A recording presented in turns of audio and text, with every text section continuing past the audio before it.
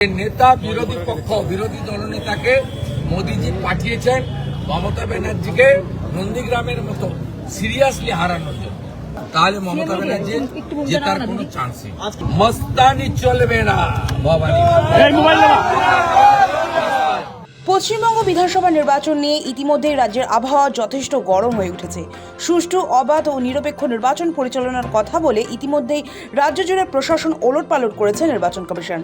উত্তর থেকে দক্ষিণ, পূর্ব থেকে পশ্চিম গোটা রাজ্য জুড়ে একাধিক আধিকারিকের বদল করেছে কমিশন। সেই তালিকায় সদ্য যোগ হয়েছিল ৭৩ জন রিটার্নিং অফিসার। তার মধ্যে সবচেয়ে উল্লেখযোগ্য বোধ হয় ভবানীপুর কেন্দ্র।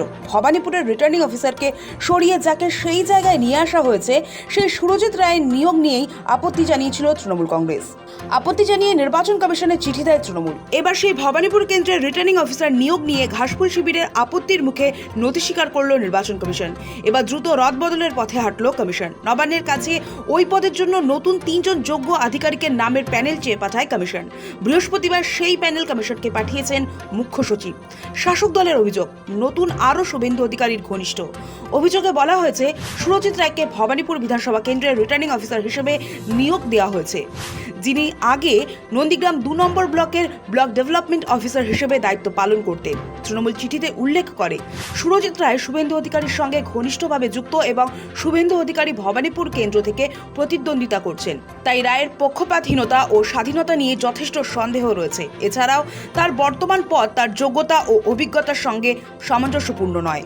তাৎপর্যপূর্ণ বিষয় হলো এই ভবানীপুর কেন্দ্রেরই তৃণমূল প্রার্থী খোদ মমতা বন্দ্যোপাধ্যায়। গত মঙ্গলবার দমদম বিমানবন্দরে দাঁড়িয়ে মুখ্যমন্ত্রী মমতা বন্দ্যোপাধ্যায় ভবানীপুরের বর্তমান রিটার্নিং অফিসারের নিরপেক্ষতা নিয়ে প্রশ্ন তুলেছিলেন।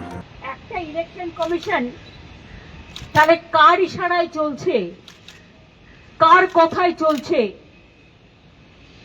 নন্দীগ্রামের বিডিও চলে আসছে ভবানীপুরে, কারণ গদ্দারের নিজের লোক বলে।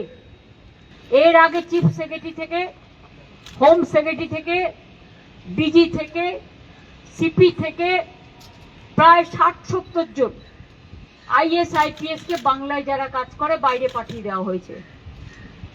এবং কখনো কখনো বলে না ঠাকুর ঘরে কে, আমি তো কলা খাইনি। and now the cat is out of the bag.